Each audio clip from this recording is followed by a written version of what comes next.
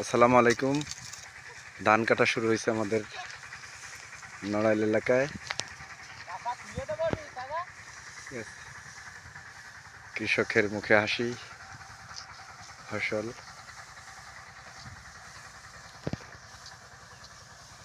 আমাদের দেশের গর্ব, কৃষকের স্বপ্ন এবং আমাদের সব কিছু লুকিয়ে আছে এই ধানের মধ্যে। ধান কাটছে, পরে যে ধান আছে পাকা ধান কাটা হয়েছে, এটা বোঝা করে বাড়িতে নেওয়া হচ্ছে। এরপরে ধান মাড়াই করে ফসল দেখলে কৃষকের সারা বছরের কষ্ট দূর হয়ে যায়।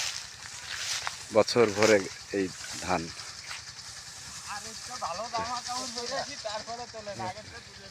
কৃষক ব্যস্ত, কৃষক ব্যস্ত। ধান গোছানো, হাসি, কৃষকের মুখে হাসি। কৃষক শত কষ্টের মধ্যে যখন সে তার ফসল ঘরে উঠায়, তখন আর তার মধ্যে কোনো ভিতরের সারা বছরের যে কষ্ট, রোদ বৃষ্টি,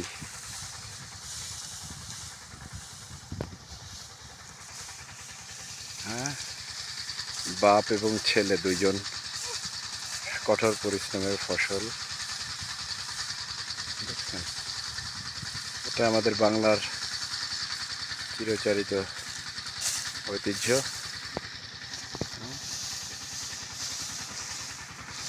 কৃষক ব্যস্ত, সবাই ব্যস্ত। কেউ আখ মাড়াই করতে ব্যস্ত, কেউ ধান কাটায় ব্যস্ত, কেউ আবার শশী রবি যখন বলে সেইটা চাষ করে কলাই, বুট, ভুট্টা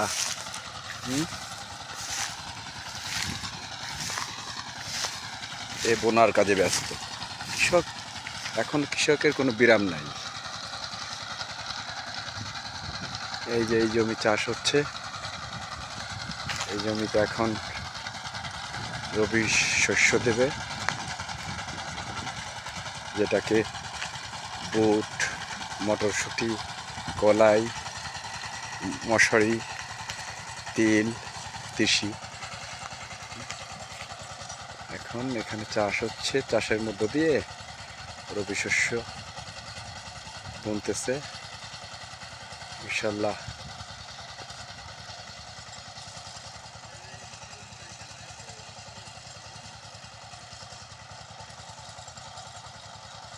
যাক, ভালো থাকবেন।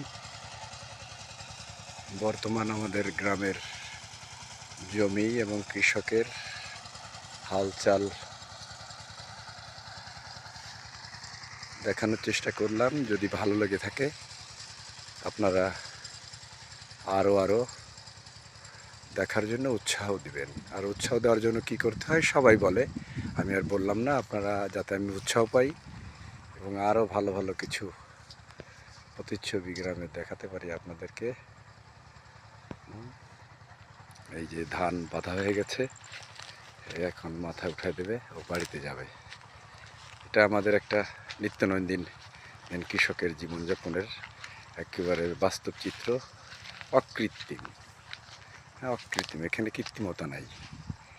হ্যাঁ, আজ আমি নিজেও আসলাম একটু জমিতে দেখতে, এসে তুলে ধরলাম। হ্যাঁ, বাপ বেটা একটু ঝগড়া করতেছে, ওই যে বোঝাটা নিয়ম অনুযায়ী বাঁধা হয় নাই, পড়ে যেতে পারে। এক সাইডে চিকন আর এক সাইডে মোটা হয়েছে, তার জন্য একটু, আসলে বোঝাটা বাঁধা হয়নি। লিটন ভাই গরুর জন্য ঘাস কেটে নিয়ে যাচ্ছে।